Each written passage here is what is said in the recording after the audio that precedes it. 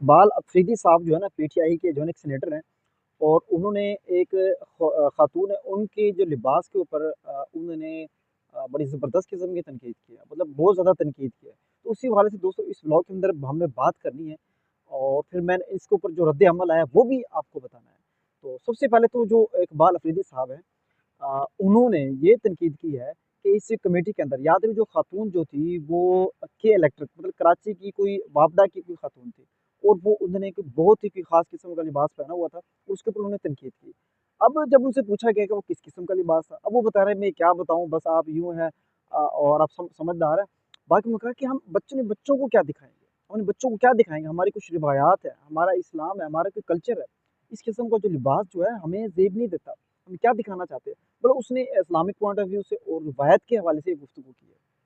Like उसके ऊपर बहुत ज़बरदस्त किस्म की तनकीद आई है। श्री रहमान ने कहा है कि इकबाल अफरीदी को माफ़ी माँगनी चाहिए। उनकी मतलब वो क्या देख रहे थे? वो मतलब बिजली के हवाले से गुफ्तगू करने आए थे या औरत को देख रहे थे? तो ये भी एक बहुत बड़ा एक बंदे ने कहा कि भई अपने गिरवान में झाँकने की बजाय अपने गिरवान में झाँकने की बजाय आप कहीं और झाँक रहे थे। तो एक सारिफ ने ये भी कहा। इसके अलावा दोस्तों जो जो जो तारिक अता तारड़ साहब हैं, अता तारड़ साहब उन्होंने कहा कि इस्तीफ़े का मुतालबा कर दिया है, तहरीक-इंसाफ से, पीटीआई से कि इस बंदे से इस्तीफ़ा लिया जाए।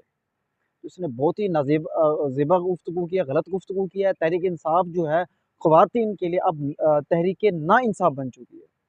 तो ये उन्होंने मतलब अता तारड़ साहब ने फरमाया है और इसके अलावा कोई एक और कोई अरसलान शेख हैं, कराची के मेयर हैं, किसी के कराची सिंध के कोई मेयर हैं, उन्होंने भी कहा कि भई आप अपने किरदार को देखें, आप उसको देखें। ख़ैर ये बातें तो होगी इनके मैंने बयानात आपको बता दिया। बात ये है दोस्तों इसमें तो कोई शक नहीं है, जब भी कोई औरत जो है ना हमारी किसी गवर्नमेंट में या किसी कमेटी में कहीं जाती है, इसमें कोई शक नहीं है कि वो ऐसा एक लिबास पहनती है। पहले तो ये है कि ठीक है वो लिबास पहनती है इकबाल अफरीदी ने ये कहा कि एक डेकोरम होना चाहिए, एसओपीज़ होनी चाहिए कि इस हद तक हम लिबास पहन सकते हैं पहनना चाहिए।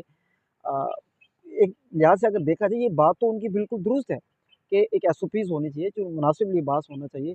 लेकिन दूसरी तरफ उन्होंने जो मीडिया पे आके जो गुफ्तगू की ये बिल्कुल नामुनासिब है। अब देखो ना मीडिया पे आके आप ऐसी बातें शुरू कर दें मेरे को पर्सनली किसी पे अटैक किया है ना, हाँ, अगर आप ये समझाना चाहते हैं तो आप पर्सनल उनसे अकेले में मिलें, उनको समझा दें, किसी और के थ्रू समझा दें कि ऐसा लिबास नहीं होना चाहिए या कमेटी के सामने ये गुफ्तगू, ये पॉइंट अपना रख दें। लेकिन ये मीडिया पे आके ये बातें करना मतलब वो औरत का ये था, मतलब ये भी बिल्कुल नामुनासिब है। हो सकता है कि वो लिबास जो है उनका बिल्कुल नामुनासिब हो, लेकिन मीडिया पे आके इस तरह गुफ्तगू करना भी बिल्कुल नामुनासिब है। और एक बंदे ने तो ये भी कहा कि देखो इनका जो चेयरमैन है मतलब बानी पीटीआई इमरान खान साहब जो वो भी औरतों के बारे में ऐसे कहते थे, औरतों के लिबास के बारे में ऐसे कहते थे। खैर ये बातें तो उन्होंने पता नहीं कहाँ से उनको मिला दी हैं।